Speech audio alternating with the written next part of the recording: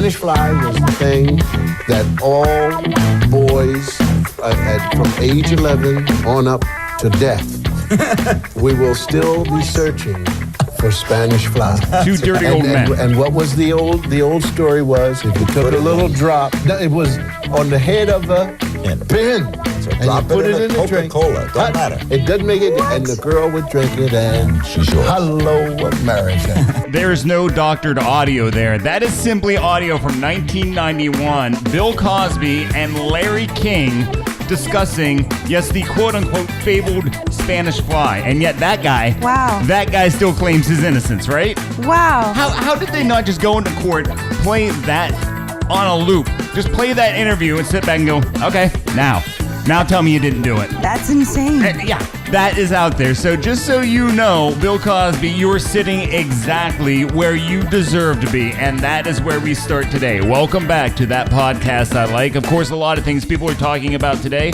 but we know 3 that you should know about. Let's find out. 1.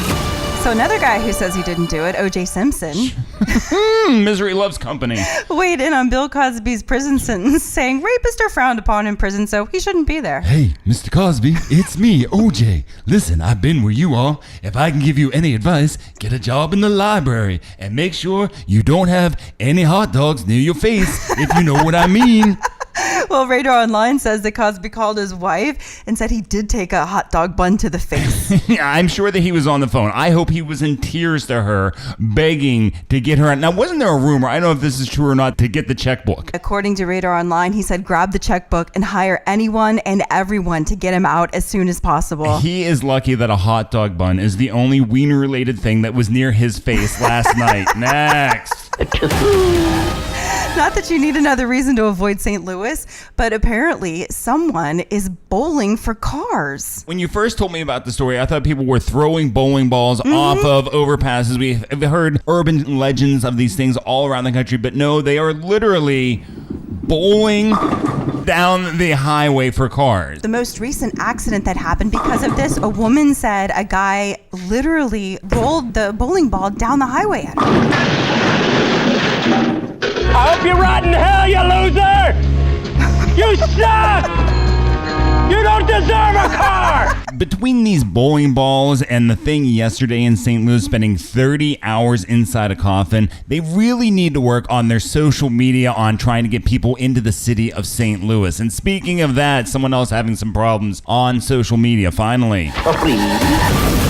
Some weird Twitter glitch appears to have altered the code of some photos tweeted by professional sports teams back in August 2012 using TwitPic. Now, this was a story 6 years ago. It was bizarre. It was several sports teams, not just on the pro level, but college as well, that they had adult photos tweeted out, and it looked like all the teams had gone and erased this stuff 6 years ago. Except for the Cubs. There was a tweet that went out. It's supposed to show Hall of Famer Billy Williams singing the 7th inning stretch with his grandkids.